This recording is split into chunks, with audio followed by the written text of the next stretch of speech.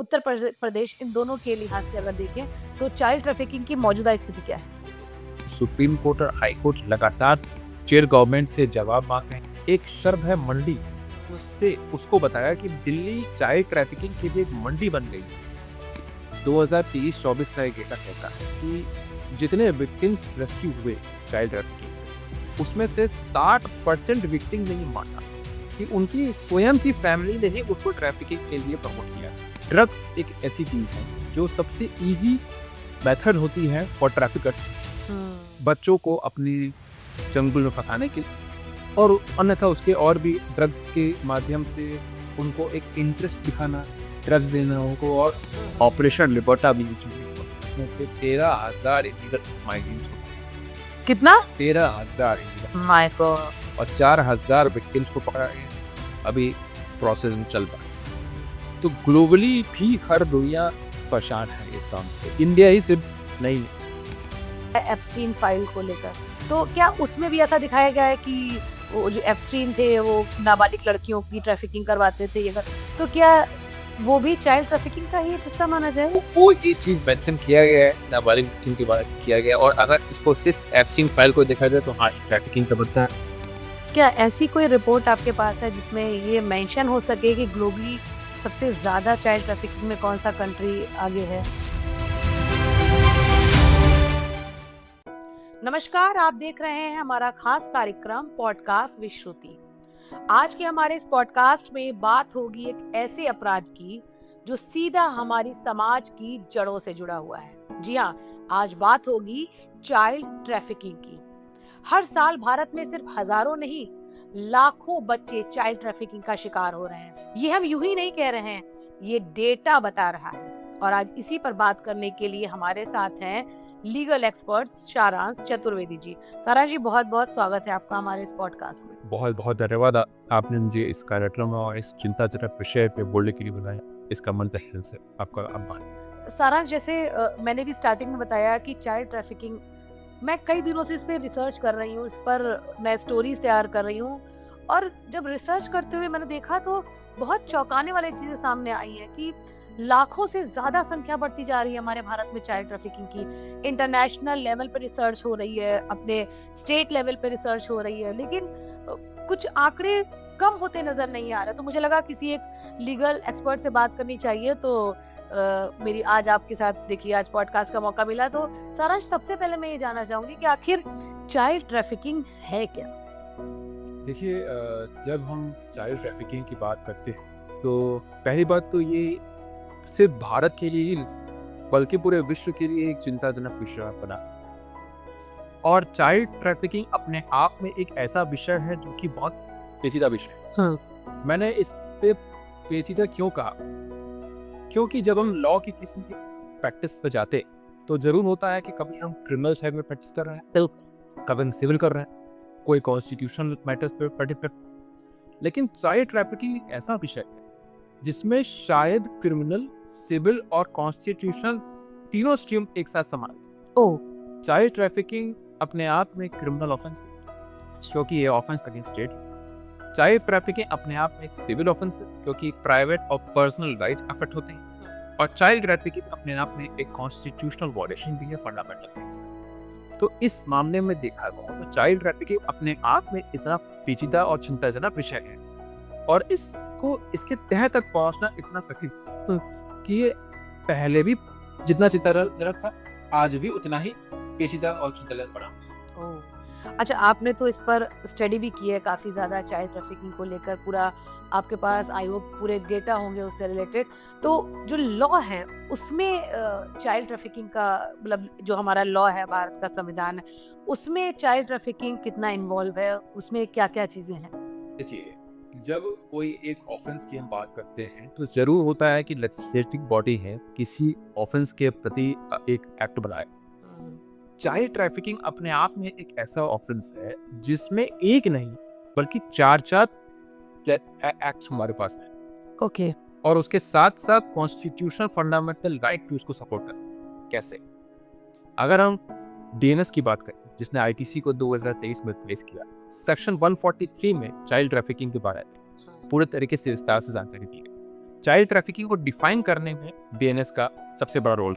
इसमें सेक्शन 143 में child trafficking के बारे में ये कहा गया है सिंपल शब्दों में कि whoever by the reason of force or undue influence or threat commit an offense whereby a people or a child is getting abducted or transferred harbors commit an offense of trafficking। थोड़ा हिंदी में बताइए इस चीज को। जो व्यक्ति किसी भी व्यक्ति को या फॉर दैट यहाँ तो ह्यूमन ट्रैफिकिंग की बात होती है, कोई व्यक्ति अगर हार्बर करना है, ट्रांसफर करता है या किसी व्यक्ति को अपने पास एक्सप्लॉइट करने के लिए रखता है और ये करने के लिए वो थ्रेट या अनड्यू इन्फ्लुएंस या फोर्स दिखाता है तो वो ट्रैफिकिंग के उस ऑफेंस को कमिट करता है।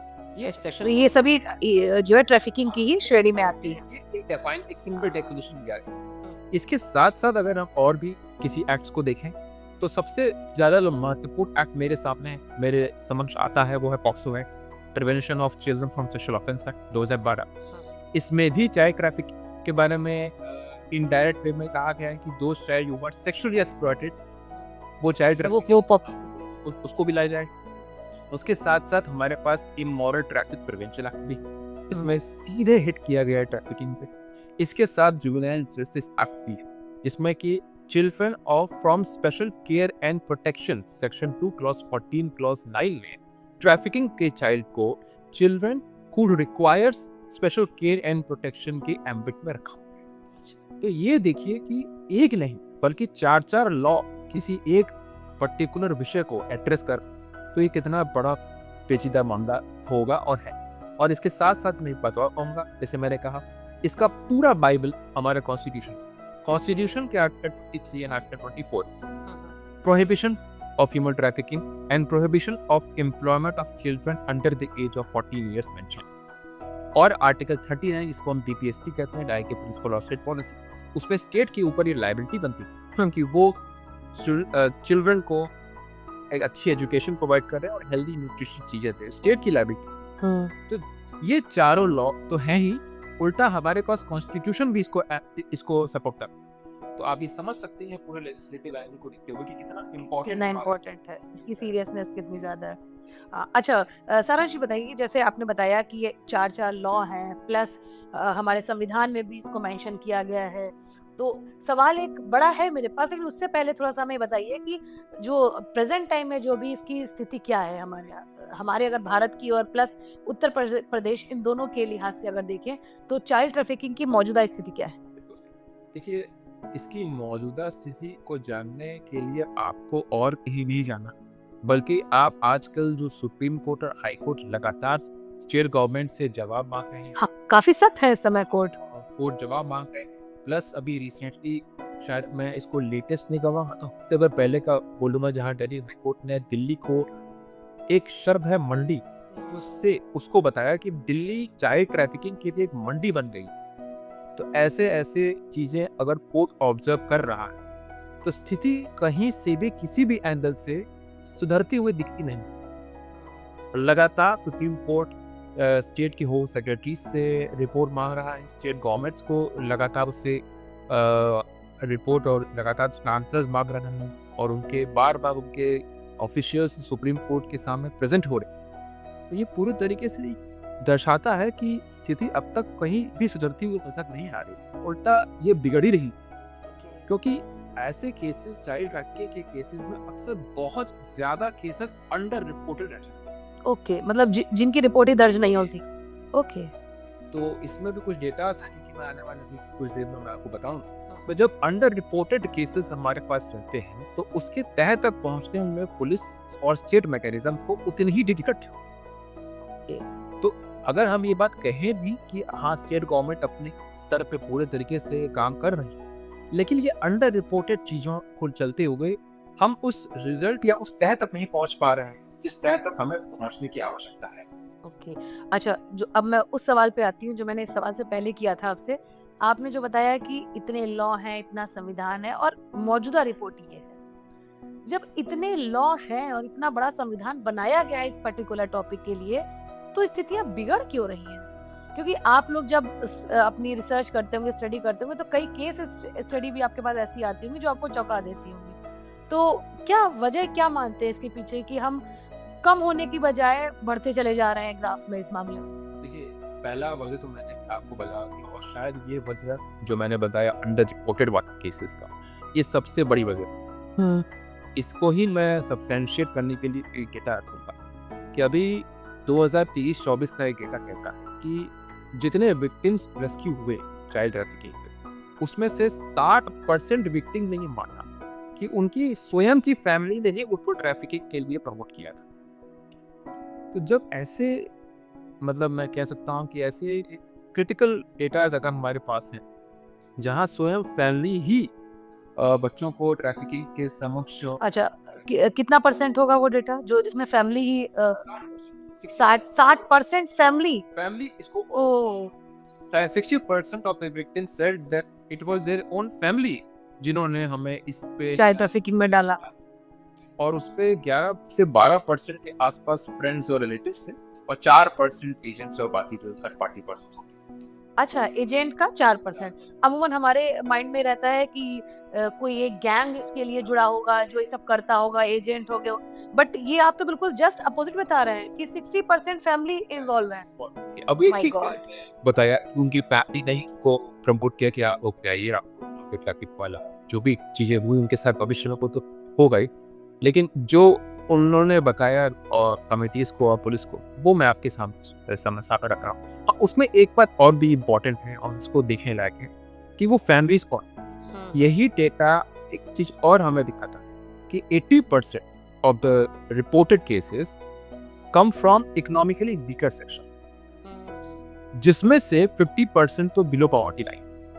तो अगर हम इस डेटा को अपने फैमिली वाले डेटा के सामने रखें तो एक सीधी सी बात ये भी एक इमोशनल मजबूरी कि हम तुम्हें फैमिली में बोला बेटा घर में कौन चलाएगा, थोड़ा सा ये इंडिया की जो अंडर डेवलपमेंट है से भी बहुत इम्पैक्ट डालती है चाइल्ड ट्रैफिकिंग पे भी। ये बहुत बड़ा विषय है, इसको हम शायद पॉलिटिकल विषय फिलोसफिकल विषय दोनों एम्बिट में दे सकते हैं। ये कहीं ना कहीं से under development is also very big reason for child trafficking.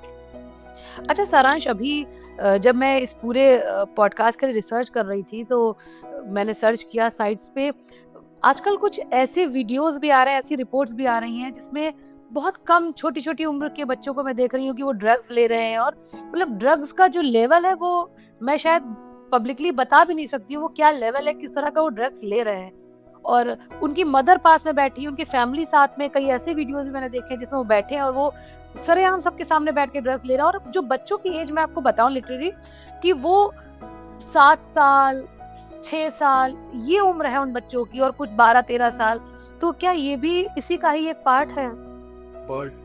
जिसे हम भारतीय institute of research and development 2023 तक नेशनल ह्यूमन राइट कमीशन के आदेश पे कुछ सजेशन रखता है। अच्छा। कुछ सजेशन के बारे में वो रिसर्च, उस रिसर्च में वो ये बताता है कि मोस्ट ऑफ द विक्टिम्स और अदर आई कैन से 40% और माइनर्स, 40% माइनर्स। तो इस केस में आपको इस प्रश्न को अगर मैं इस डेटा के साथ जोड़ूं तो माइनर्स का संख्या क्लोज टू हाफ है, 40%। और ड्रग्स एक ऐसी चीज है जो सबसे इजी मेथड होती है फॉर ट्रैफिकर्स बच्चों को अपनी जंगल में फंसाने के लिए, और अन्यथा उसके और भी ड्रग्स के माध्यम से उनको एक इंटरेस्ट दिखाना, ड्रग्स देना उनको। और जिस उम्र में बच्चे चॉकलेट टॉफी और इन चीजों की जिद करते हैं उस उम्र में वो ड्रग्स की तरफ अट्रैक्ट हो रहा है। एक बहुत ही इजी वे है for traffickers to attract those children. वो चिल्ड्रन के लिए मतलब उनके लिए बहुत ही आसान है ड्रग्स देना, और चिल्ड्रन के लिए वो उनके अपने आपस में चंगुल बांधते हैं।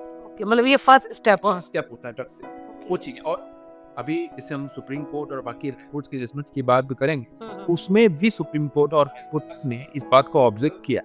हाँ, ये भी एक बहुत बड़ा इशू है ड्रग को देना, और वो रिजल्ट होना चाहिए ट्रैफिकिंग। दोनों कोरिलेट है आपस में। ओके।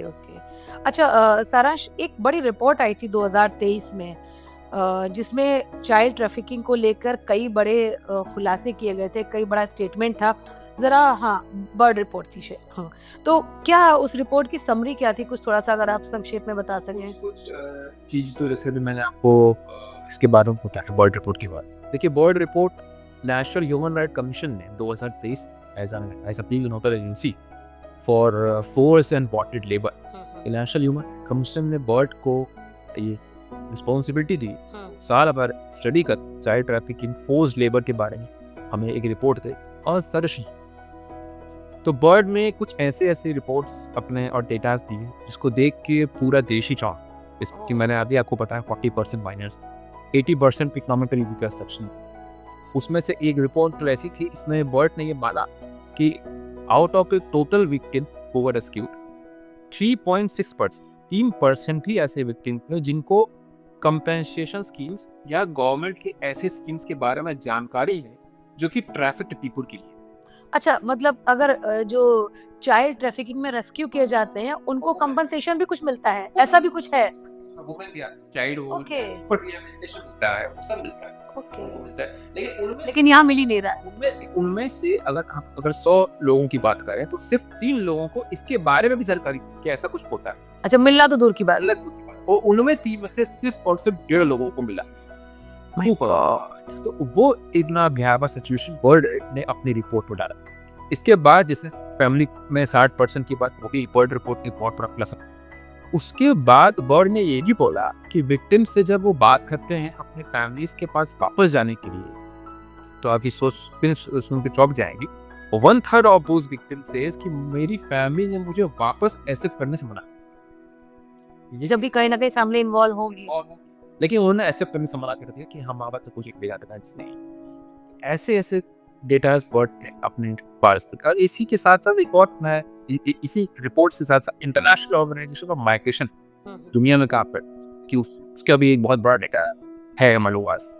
उसने भी ये बोला कि out of the total victim rescue 25% ऐसे विक्टिम्स थे जो कि ए या ए से ज्यादा बार ट्रैफिक हुए हैं, और 8% ऐसे विक्टिम्स थे जो कि 3 या 3 से ज्यादा बार ट्रैफिक।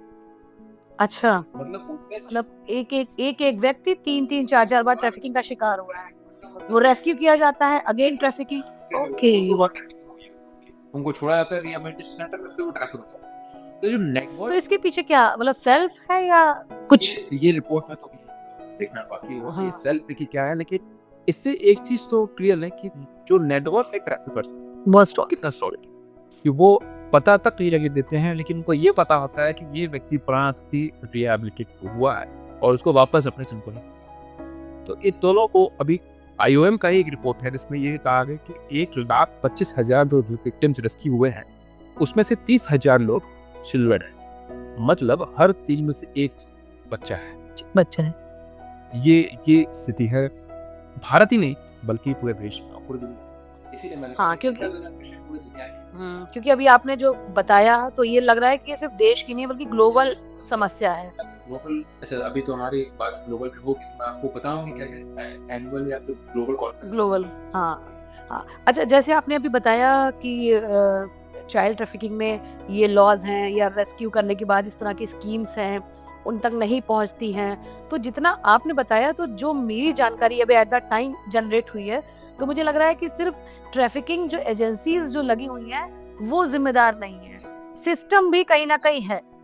बिल्कुल। आप देखिए इसके लिए अगर मैं थोड़ा सा इस पे आपके क्वेश्चन को और सब्सटेंशिएट करने के एनालिसिस को मैं सुप्रीम कोर्ट के अगर आप अलाउ करते तो कुछ पहले जजमेंट्स में सपोर्ट करें। हाँ। तो देखिए 1982 सबसे पहला, इससे पहले भी केसेस आए लेकिन सबसे लैंडमार्क जजमेंट्स हैं, आपसे लैंडमार्क जजमेंट्स को फोकस करें तो पीपल्स यूनियन ऑफ डेमोक्रेटिक का एक केस था जिसमें पहली बार सुप्रीम कोर्ट ने बॉन्डेड लेबर को डील की।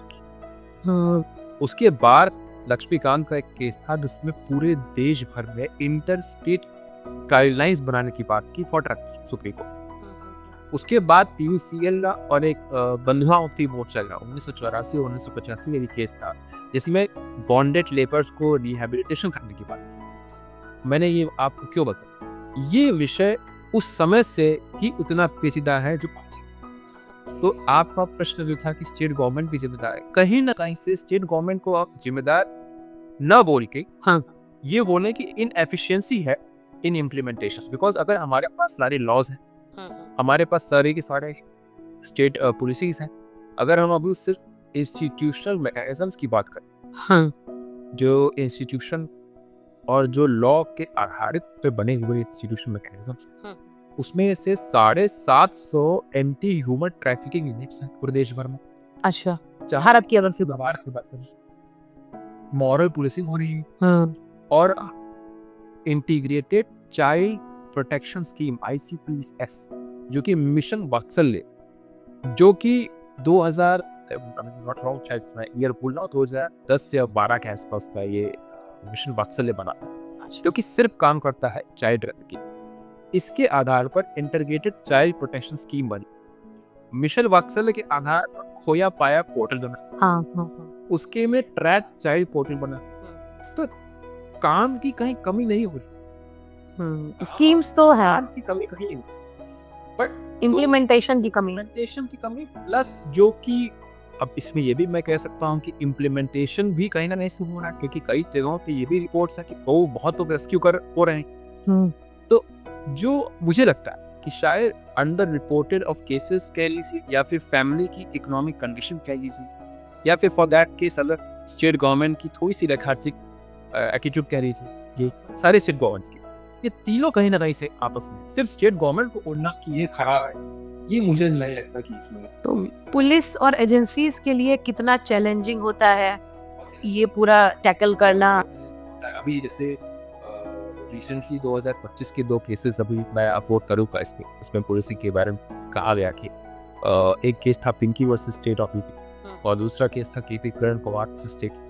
दोनों ही केस चाइल्ड ट्रैफिकिंग पे डील कर, और दोनों ही केसेस में in fact Pinki versus state of UP में तो सुप्रीम कोर्ट ने सारे के सारे हाई कोर्ट को ये आदेश जारी किया कि सारे के सारे चाइल्ड ट्रैफिकिंग के केसेस का ट्रायल को 6 महीने के अंदर कंप्लीट किया था। हो रहे हैं, अब धीरे धीरे हो ही रहा, हो ही रहा है, धीरे धीरे काम हो ही रहा है। जब रिपोर्ट आएगी तब देखेंगे। और से KP किरण कुमार ने एक लैंडमार्क ऑब्जर्वेशन सुप्रीम कोर्ट ने किया, जिसमें आर्टिकल 21 को कहा गया कि चाइल्ड ट्रैफिकिंग आर्टिकल 21 का वॉयलेशन। तो ऐसे केसेस हो रहे हैं, पुलिस के बारे में भी काम हो रहा है, प्लस होम सेक्रेटरी से भी जवाब आ रहा है, तो काम हो रहा है। बट हाँ, ये बात भी कह सकता हूँ कि ट्रैफिकर्स का अपना आप में ही बहुत ही सॉलिड नेटवर्क है, जिसपे अंदर घुसना है। क्या आपके हिसाब से क्या लगता है कि ऐसा कौन सा एक स्टेप होना चाहिए, क्या हो सकता है जिससे काफी हद तक हम इसको रोक सकें? देखिए, मैं उस फिलोसोफर का नाम शायद भूल रहा हूँ। देखिए, एक फिलोसोफर 19 सेंचुरी में उन्होंने भी कहा कि अगर चोरी रोकनी है तो आप लोगों को एम्प्लॉयमेंट दीजिए। तो बिल्कुल डायरेक्ट चोरी रोकने पे आप फोकस करेंगे तो नहीं रोक पाएंगे। तो इस आपको शायद प्रश्न का उत्तर इसी में छिपाना है। आप सीधे उसको रोकने की कंडीशन आप इम्प्रूव करेंगे। अच्छा सारांश, अभी इससे पहले आपसे कुछ सवालों में बात हो रही थी जिसमें आपकी बातों से ही पता चला कि चाइल्ड ट्रैफिकिंग से भारत की समस्या नहीं है, या सिर्फ उत्तर प्रदेश की बात नहीं करेंगे, ये ग्लोबल लेवल पे है। तो क्या ग्लोबली क्या इस पर रिपोर्ट है, थोड़ा सा अगर हमें बता सकें आप। ग्लोबली तो मैं आपको कुछ महीने पहले की भी रिपोर्ट्स मेंशन करूं तो उसमें से सबसे पहले तो अभी हमारे पास एक global conference on elimination of child labour हुआ था, मार्केशन। इसमें इंटरनेशनल ऑर्गेनाइजेशन ऑफ माइग्रेशन सारे स्टेट को अर्ज किया कि चाइल्ड ट्रैफिकिंग को अपने लॉ और अपनी स्ट्रेटेजी का सेंट्रल थीम बनाएगा, क्योंकि ये सिचुएशन खराब ही हो रही है, अच्छी होने में नाम नहीं रही। तो ये ग्लोबल कॉन्फ्रेंस से आना एक परिवार। उसके बाद 2025 में ही एक आया जिससे ग्लोबल एक्शन प्लान और ट्रैफिकिंग, उसमें भी बातें हुई ट्रैफिकिंग में कोई रिपोर्ट जैसा तो कुछ था नहीं। और उसके बाद एक एनुअल रिपोर्ट यूएन की एनुअल रिपोर्ट ऑन वायलेंस, इसमें 1.7 मिलियन पीपल को फोर्स बॉन्डेड लेबर, और खास पर वो लेबर्स जो कि फोर्स बॉन्डेड है और फॉर कमर्शियल सेक्सुअल एक्सप्लॉयटेशन में, वो 1.7 अकेले, और बाकी 1.3 मिलियन और बॉन्डेड लेबर्स। ये ग्लोबली रिपोर्टेड डेटा, अभी एनुअल रिपोर्ट में यूएन की। उसके साथ साथ अभी मैं इस पे भी जोर डालूंगा, इंटरपोल ऑपरेशन लिबर्टा भी इसमें से 13,000 इलीगल माइग्रेंट्स को, कितना 13,000 इलीगल माय गॉड, और 4,000 विक्टिम्स को पकड़ा गया। अभी प्रोसेस में चल पाए।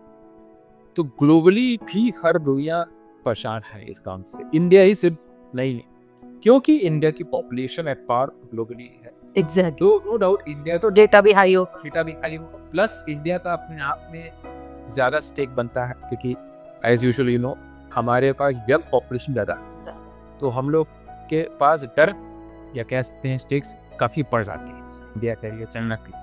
लेकिन धीरे धीरे कोर्ट के हस्तक्षेप को देखते हुए प्लस स्टेट गवर्नमेंट की काम को देखते हुए थिंकिंग कि सिचुएशन अभी ठीक हो सकती है। क्या ऐसी कोई रिपोर्ट आपके पास है जिसमें ये मेंशन हो सके कि ग्लोबली सबसे ज़्यादा चाइल्ड ट्रैफिकिंग में कौन सा कंट्री आगे है, या अगर भारत के लिहाज से देखिए तो कौन सा स्टेट इस समय सबसे ज़्यादा है? ये एग्जैक्टली डेटा या रिपोर्ट का नाम तो मैं नहीं बता पाऊंगा, लेकिन हाँ इसलिए ये जरूर है कि भारत में जो अभी कुछ रिपोर्ट्स पेश हुई उसमें से आई थिंक एक हमारा तमिलनाडु है या फिर कुछ साउथ के स्टेट्स का नाम था इसमें चाइल्ड ट्रैफिकिंग ओके। आ रहा है, लेकिन अभी तक इसमें कोई ऑफिशियल डेटा हमारे पास किसी रिपोर्ट क्या था मजा नहीं, जैसे अभी आपने बताया था लास्ट की कोर्ट ने भी इसको कोट किया है कि दिल्ली जो है मंडी बन रहा है। कोर्ट के चीफ जस्टिस ने कमेंट किया Delhi is becoming a Mandi for child. हाँ, तो मुझे ऐसा लगा कि हो सकता है दिल्ली हो। चीफ जस्टिस डीके उपाध्याय ही के माध्यम दिल्ली के हाँ, परिपेक्ष में बोला गया वहाँ का जो देख के कंडीशन। भी है, लेकिन अभी हाल फिलहाल कोई एग्जैक्ट रिपोर्ट जिसमें ये बता दिया जाए कि हाँ ये स्टेट सबसे ज़्यादा है ये कब है, तो I think we should wait. अच्छा, अभी कोर्ट में कुछ दिनों पहले मैं देख रही थी कि एक इस तरह की भी रिपोर्ट आई है, कोर्ट ने ये भी सवाल किया है कि मिसिंग चाइल्ड का बहुत केस आ रहा है कि मिसिंग बहुत हो रहे हैं बच्चे, और एग्जैक्टली इलाहाबाद हाई कोर्ट का भी रहता है, तो उनके बारे में थोड़ा वो क्या है बताइए। वो भी वो जो केसेस अभी किसी चाइल्ड के चल रहा है उसमें अभी recently steel government affidavit submit किया है 80% ऑफ द मिसिंग चाइल्ड को मिसिंग लोगों को उन्होंने रिकवर कर। अच्छा, तो उसमें बच्चे बड़े सभी कुछ है। सब हाँ, तो ये 80% जो रिकवर किया ये Okay. मैं अपने स्टेट गवर्नमेंट ने अचीवमेंट है। हाँ, तो पा रही है कि तो कर रहा है, लेकिन इसका डायरेक्ट लिंक चाइल्ड ट्रैफिकिंग से है कि नहीं ये अभी एग्जैक्ट ये अभी ऐसा कुछ नहीं, अभी ऐसा 80% लोग रिकवर कर गए, तो फिर वो डायरेक्टली चाइल्ड ट्रैफिकिंग का बहुत बड़ा कोई केस है। जैसे अभी आपने ग्लोबल ट्रैफिकिंग की बात की तो मन में ऐसे एक ही आया कि अभी हालांकि वो अभी भी चल रहा है एप्स्टीन फाइल को लेकर, तो क्या उसमें भी ऐसा दिखाया गया है कि वो जो एप्स्टीन थे वो नाबालिग लड़कियों की ट्रैफिकिंग करवाते थे, तो क्या वो भी चाइल्ड ट्रैफिकिंग का ही एक हिस्सा माना जाए? वो ये चीज मेंशन किया गया है नाबालिग लड़कियों की बात किया गया, और अगर इसको सिर्फ एप्स्टीन फाइल को देखा जाए तो हाँ ये ट्रैफिकिंग का बनता है, लेकिन एप्स्टीन फाइल एक तरीके से सिर्फ अभी तक एलिगेशंस, इस पे कोई ग्लोबली कोई जांच पड़ताल नहीं हुई, और कोई मुझे तब किसी कोर्ट ने दुनिया के किसी कोर्ट ने इसको सब्सटेंशिएट किया हो या कि कोई ऐसी इंस्टीट्यूशन ने किया। तो हाँ ये कहा गया है प्राइमा फेसिस को माना जाएगा, लेकिन इसमें कोई एक रिपोर्ट लेवल का थप्पा पड़ता है वो सब। हाँ, आप लीगली इसको ऑथराइज नहीं कर सकते क्योंकि कोई इंस्टीट्यूशन ना माने इसको, क्योंकि वो एप्टी फाइल एक लीक फाइल है, इसको हम देखे उसको पढ़े और उसके बारे में कई सारी बातें बाहर आए, लेकिन अभी तक कोई एक लीगली धप्पा उस पर शायद नहीं देखा। सारांश, जैसे अभी आपसे हमारी बात हो रही तो आपने जिस तरह से जो डेटा की रिपोर्ट हमको बताई है, जो आपने बताया है कि अब तक जो रिसर्च हुई है जो अलग अलग ऑर्गेनाइजेशन के थ्रू हुई है, उस हिसाब से तो जितना मुझे समझ में आ रहा है कि मुझे लग रहा है कि प्रेजेंट टाइम में, आने वाली की तो बात छोड़ दिए, प्रेजेंट टाइम में ये कितना बड़ा इशू है कि जो हमारे समाज के लिए, हमारे प्रदेश के लिए, हमारे देश के लिए बहुत ही डेंजरस हो सकता है। ऐसा नहीं लगता है आपको? इसका उत्तर मैं बस कुछ चंद स्टेटमेंट से दूंगा। एनसीआरबी की अभी जो रिपोर्ट आया डेटा है 2022 तक 3100 लोग चाइल्ड ट्रैफिकिंग विक्टिम्स रेस्क्यू हुए 2022 तक, ये रिपोर्ट 2022 तक। उसके बाद 22 से 25 तक 53,000 लोगों को रेस्क्यू किया गया चाइल्ड ट्रैफिकिंग। ओके। और एनसीआरबी का डेटा भी खुद मेंशन करता है कि कन्विक्शन रेट सिर्फ और सिर्फ 4.8%, मतलब 5% भी पूरा कन्विक्शन ले रहे थे। मतलब जो लोग इसमें ट्रैफिकर्स पकड़े जा रहे हैं उनका कन्विक्शन नहीं हो रहा, वो फेल हो जा रहा है, उनका एक्विटल मतलब दोषियों को कुछ नहीं सजा मिल रही। तो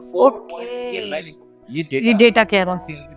conviction rate is only for 4.8. जबकि जरूरत है कि सजा दी जाए, बहुत ज़्यादा। तभी सख्ती हो पाएगी। तो ये डेटा के साथ मैं आपको इस प्रश्न का उत्तर दूंगा कि शायद कहीं भी भविष्य में भी इस सिचुएशन और हमारे लिए पेचीदा चिंताजनक ही हो नहीं, जिन 2 शब्दों से मैंने इसको शुरुआत किया। तो मतलब ये मान के चले कि ये ग्लोबली समस्या है। इसको सच में इस हिसाब से भी दिल्ली हाईकोर्ट का मैंने बताया आपको, तो 10 जुलाई तक एनसीपीसीआर को कहा गया डेटा सबमिट करके। सुप्रीम कोर्ट बार-बार स्टेट गवर्नमेंट्स को डेटा और रिपोर्ट सबमिट करने के लिए कह रहा है। तो ये सख्ती स्टेट गवर्नमेंट ही नहीं बल्कि कोर्ट्स को भी उतनी करनी कि ताकि स्टेट गवर्नमेंट लेथार्जी पे बैठ ना जाए। बट इट मीन्स अगर कोर्ट जितना सख्त है, जरूरी है कि गवर्नमेंट जो है वो भी उतना सख्त हो और जो उसके जुड़ी हुई एजेंसीज हैं वो भी सख्ती से काम करें। एनसीआर अगले साल की रिपोर्ट और अगले साल जब हम अब बैठे हैं तो ये बोल पाए कि कन्विक्शन रेट 20% से ऊपर है। हाँ बिल्कुल बिल्कुल, हम उम्मीद भी यही करेंगे। तो हमसे जुड़ने के लिए आपका बहुत बहुत धन्यवाद सारांश। तो सारांश हमारे साथ थे और जो आज के हमारे इस पॉडकास्ट के बाद जो मुझे समझ में आया है कि चाइल्ड ट्रैफिकिंग सिर्फ एक अपराध नहीं है, बल्कि मेरे हिसाब से ये मानवता के ऊपर एक सबसे बड़ा कलंक है। ऐसे में जरूरत है कि सरकार इस पर ठोस कदम उठाए, कड़े कानून बने, ज्यादा से ज्यादा अपराधी पकड़े जाएं और जो सबसे जरूरी है, मुझे लगता है और शायद ये आपको भी लगेगा, जागरूकता बढ़ाने की। सारांश अगर मैं गलत नहीं कह रही हूँ, सही है? सबसे ज्यादा जरूरी आज के समय में जागरूकता है। तो अगर आप अवेयर होंगे, हमारा समाज अवेयर होगा, हमारा प्रदेश अवेयर होगा, और हमारा अगर प्रदेश जागरूक होगा तो हमारा देश जागरूक होगा, और जब हमारा देश जागरूक होगा तो शायद हम इस बड़ी समस्या जो कि चाइल्ड ट्रैफिकिंग है इसको रोक पाएंगे। क्योंकि कहा जाता है बच्चे ही हमारे समाज का भविष्य हैं, और जब भविष्य ही अंधेरे में जाए तो सोचिए देश और प्रदेश का क्या होगा। इसका जवाब हम आपके ऊपर छोड़े जा रहे हैं और हम चाहेंगे आप हमारे इस पॉडकास्ट के जरिए अपनी राय जरूर दें। आप देख रहे थे पॉडकास्ट विश्रुति।